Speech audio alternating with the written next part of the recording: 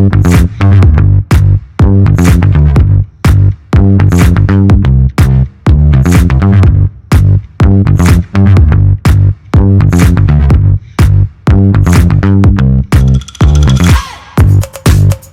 to Hunters and Unicorns, the 2020 Mastery Mission.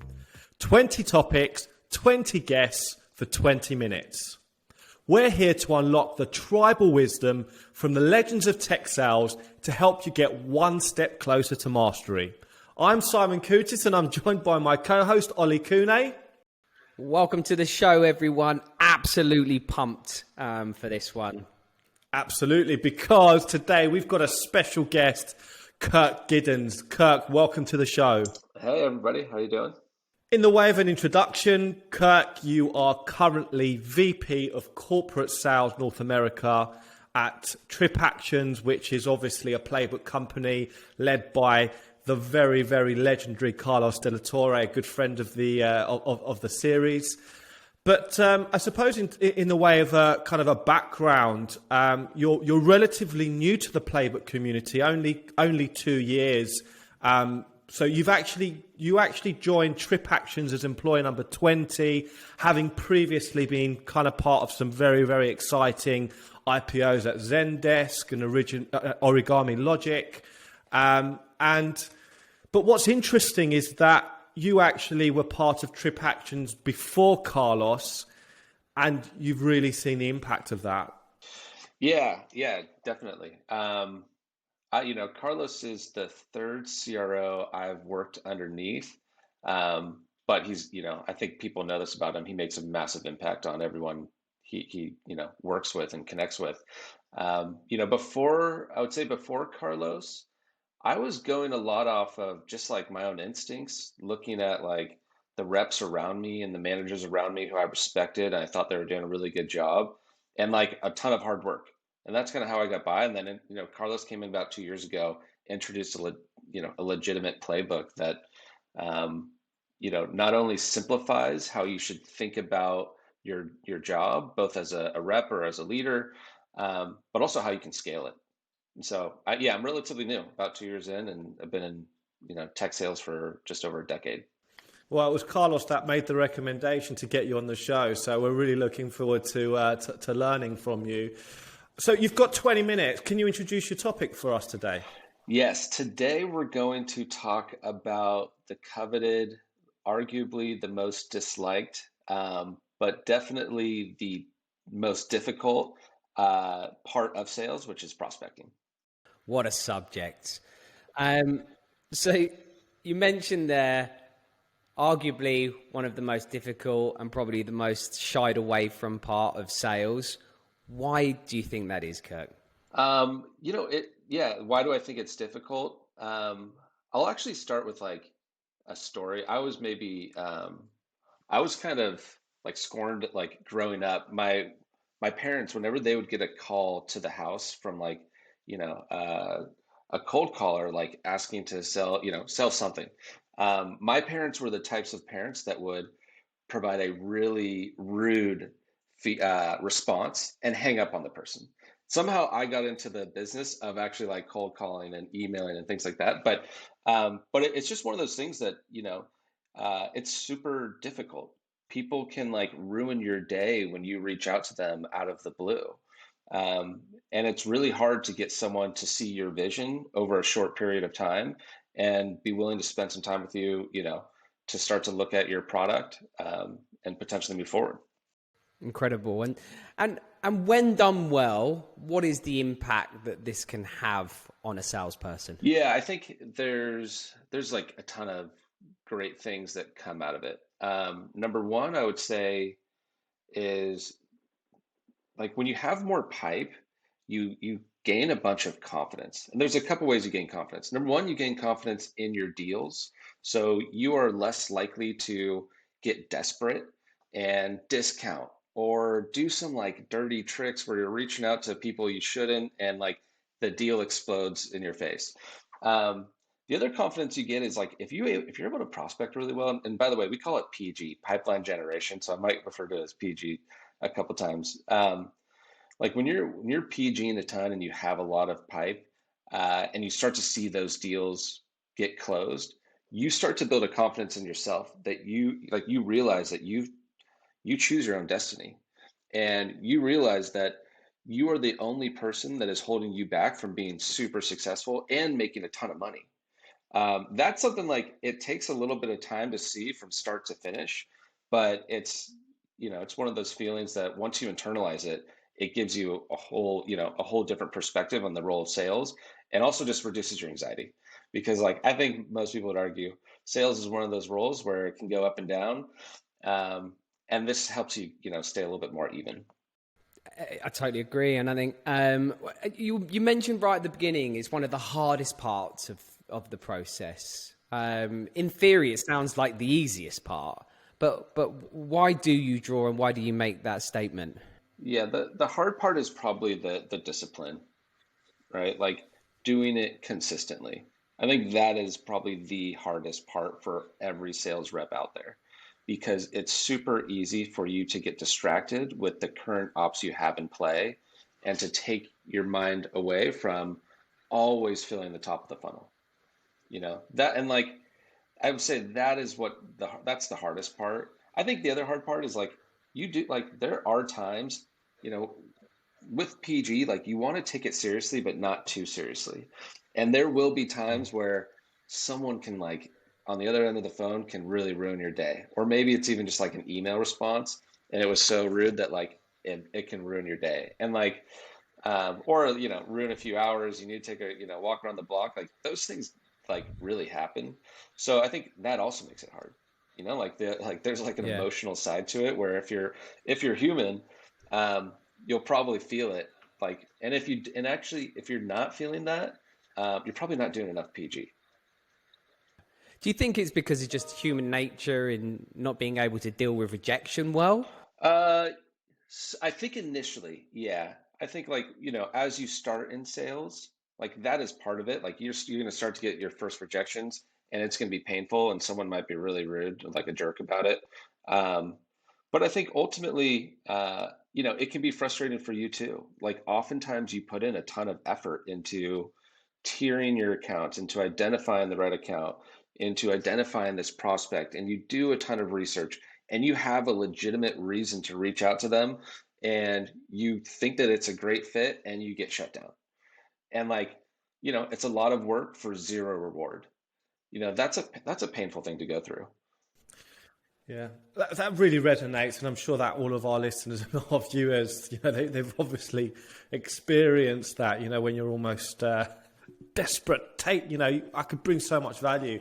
So, how do you do PG well? I think that that's what we all want to learn and hear. So, talk us through. Yeah. Okay. Let's see. I think it starts with like really it's actually mentality and mindset. That's where I'd say it starts.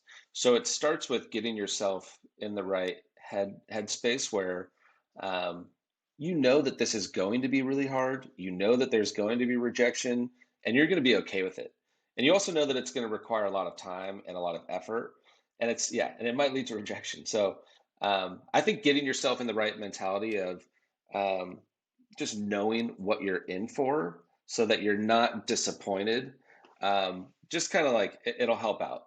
Um, I would say the next part is just like it's really building your formula. So, and what I mean by formula is like most companies maybe have figured this out, or maybe you as a, and it actually like it really, we talk about this quite a bit at our company, but it does vary from rep to rep. But what I mean by formula is, how many accounts are you going to reach out to every week? How many contacts within those accounts do you need to reach out to? How many times do you need to contact them, either by email, by phone, by LinkedIn, by postal, sending them gifts? Um, I think once you figure out your formula, then you know what the time requirement is going to be for success, and then ultimately it's really just about staying disciplined. Um, so I'd say it starts with mentality. It goes to creating your formula, and usually formula is done on like it is on like a segment basis. Like for us, for example, we have different segments: 0 to 100, 100 to 400, 400 to 1,000, 1,000 to 3,000, etc. And like the formula might change by segment, and it also will change by individual.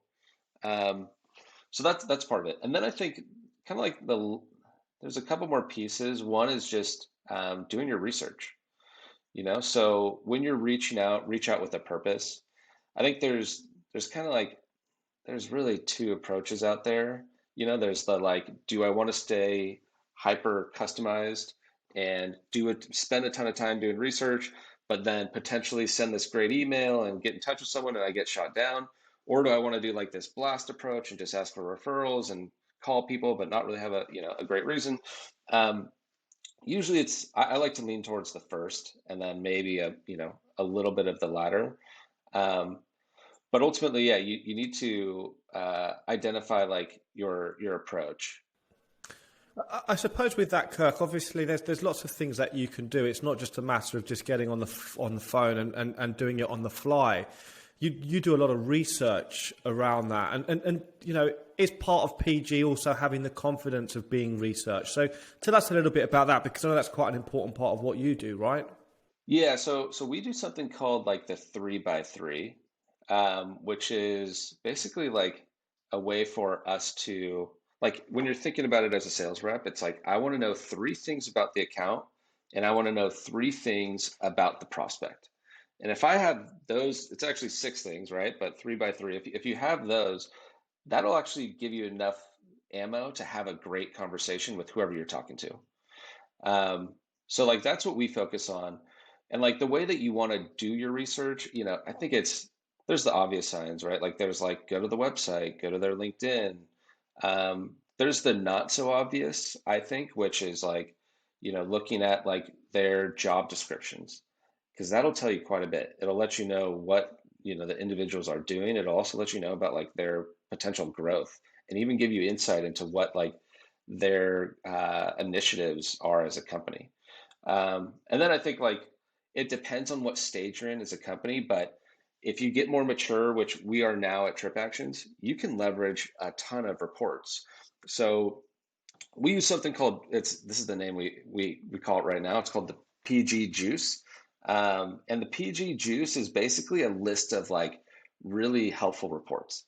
So, and it's ways to like get your hands dirty right when you start, or if you're a seasoned rep here and you just want like some information on accounts, contacts very quickly, we'll give it to you. And the way we do that, like there's basically like 12 reports. I don't know if I have them all memorized, but it's basically like, connect reports, who have we connected with, what were those conversations, those notes, email replies, what have people replied to us with. It's meetings that we set, but like it never squowed. So we actually never, they agreed to a call with us, but they never showed up. So we know there was some interest at some point. There's intent data, which probably you guys have heard, like going through Bombora. It'll let you know if companies are searching for, expense solutions. And then we're like, okay, we know that someone within this company with using that email domain has been searching for this. So that company probably is looking for what we're selling. There's obviously, close lost. Uh, there's, yeah, there's like just other like interesting moments is what we call it, which is ways that companies have interacted with our website in the past. But that's like that starts to build itself once you're a little bit more mature. I think when you're starting, like when I was at TripActions, we were 20 people and we had, I think, like three customers, and one of them was basically like the first sales hire's girlfriend's company. Like that, like that's what we are going off of. We didn't have like a bunch of like proof points to go off of. Um, those are the days when it's a lot about trial and error. So it depends where you're at in the company. And, I remember early on, because, we started out travel. We now obviously have a full suite of travel and expense and corporate cards. But in the beginning, it was travel. And we thought we had struck gold because we got a 17% reply rate from travel managers. And we're like, that is the percent. It turned out actually travel managers was not the persona we should be selling to. And we learned that within a few months. We figured out, yeah, they'll talk to us, but they're not buying. We got to get to like the CFO, the controller, or somebody in finance, or like the CEO, things like that. So I think it depends on the stage you're at, but ultimately, like, keep really good notes, get ready for the growth you're gonna see at your company, so that you can start to build your own PG juice that you can go off of. Amazing. So that first introduction, going in completely cool to a person that you've kind of identified as the right person, the right persona that you want to be talking to, how do you create an impact quickly? Because you're not going to be the only person probably calling them about some solution and SaaS solution. How do you create that impact, and what advice can you give us around that, Kirk? So, okay. Interestingly, I do think that you should start every conversation with, "Hi, this is Kirk from TripActions. How are you?" Which doesn't give them very much information, but most people will respond to that, and you will know very quickly what kind of mood they're in. Um, then I think you need to, there's two routes. It's like assumption based, where you basically didn't do much research. You just knew their title and you knew the company they're at. Maybe you even just knew their title and you're like, "Hey, I saw that you're the controller at this company. So, my guess is you oversee XYZ. Our product does this." That's not as ideal. Like what you want is more like fact based approach. And what I mean by that is like, that's where the research comes in, So like, you want to know, for example, like there was an op we got the other day, and I loved the research the rep did on it. It's like, without saying the name, it's a 200-year-old international Bible society. So it's 200 years old, and I was like, that's like, so interesting in itself. You realize, okay, the account is 200 years old. Um, he knew that the account had 55 active countries, so they're global, which is great for us. We're a global company. We can support them, and many others can't. And he also knew that they were using one of our competitors. So he had like three things about the account that was great. So when he reaches out, it's like he's got a conversation to talk about.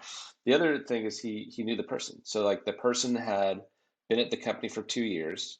The person had recently moved to Colorado, which this guy Luke used to live at.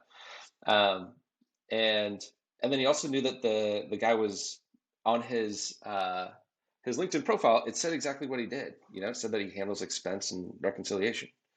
And so we're like, we have a great conversation awaiting us.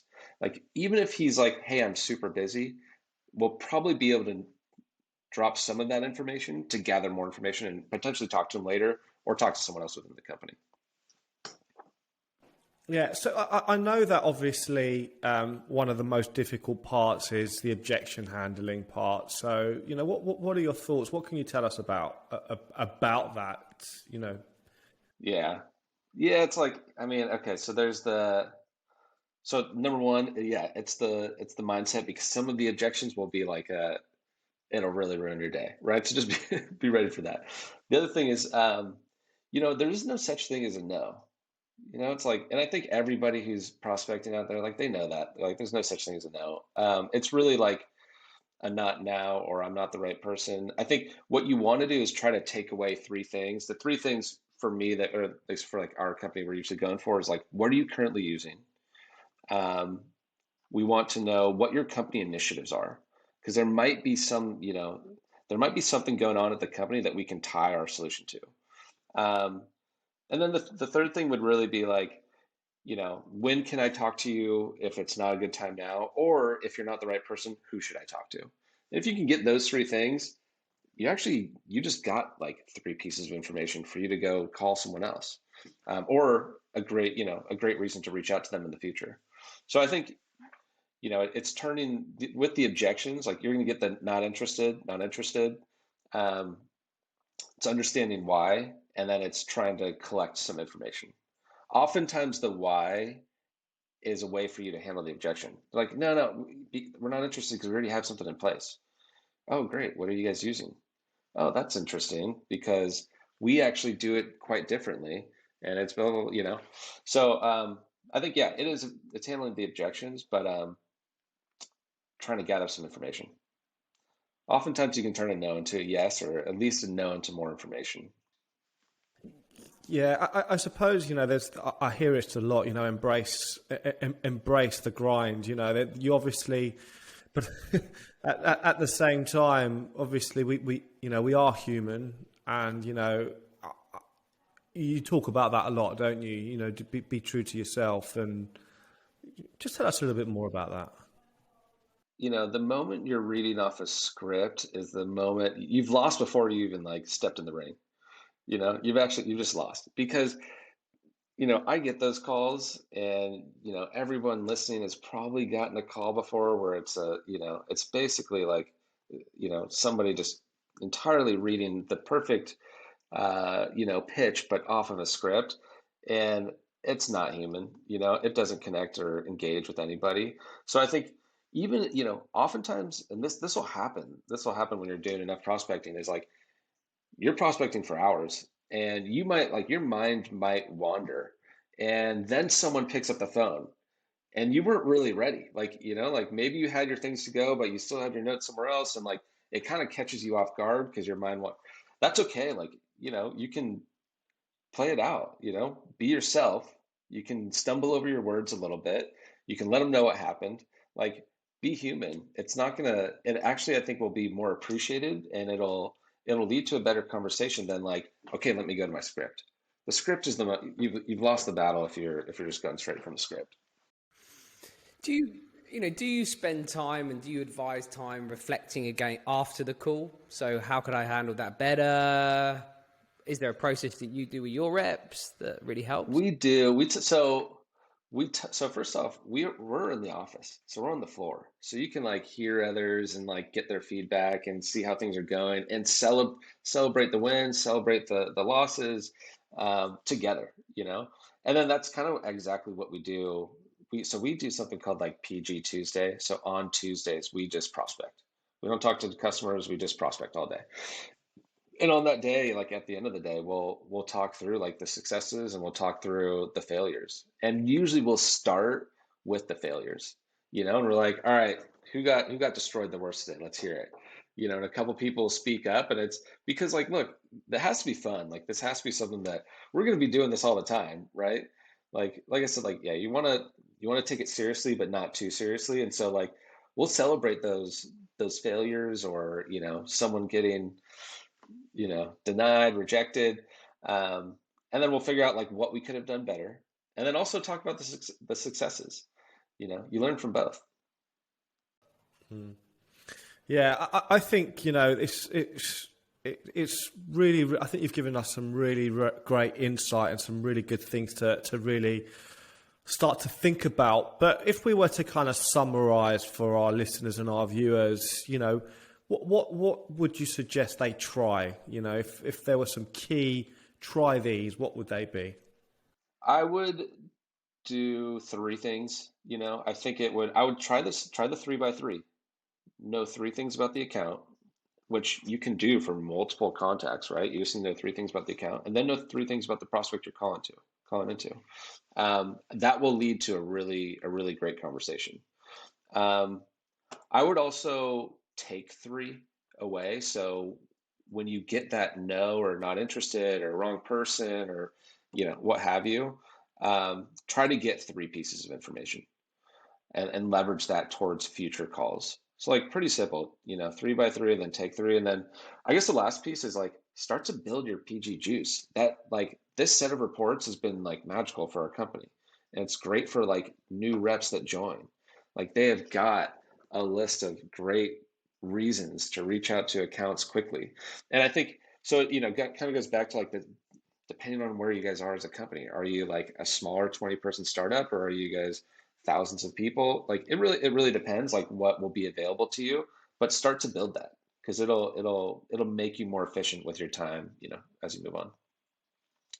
Absolutely, absolutely. I suppose kind of the real kind of key takeaways of what we've heard today, I think, as a bit of a summary, is you have to get your mindset ready for PG, and it's such a fundamental part of the job in terms of everything really starts by filling the funnel from the top down. And what I love most about what you've shared today is the fact that you celebrate the wins and you celebrate the failures, but you kind of embrace that as part of the success. In order to get one step closer to that success, you're going to have to kiss a lot of frogs. And unfortunately, those frogs can be a bit nasty at times. But the truth is that if you kiss enough of them, eventually you will get to that prince. And just really kind of building on that, the sharing of information, be a bit more tactical with it, and don't just spray and pray, be a little bit more strategic, share the information, and build a foundation to have that success. I think it's been a really, really great and very useful insight. So thank you so much for sharing that with us, Kirk. It's been, really, really, really, really helpful. Thank you. Of course. Thank you. Yeah, thank you so much, Kirk. Really do appreciate your time. I know this is going to resonate with so many people. As you mentioned, it's probably one of the toughest and hardest, and probably one of those things that people shy away from, which they shouldn't. But to all our listeners, I'd like to thank you for listening and tuning in today. Please do share, comment, like, and yeah, we look forward to welcoming you back to another mastery session soon. Thanks ever so much.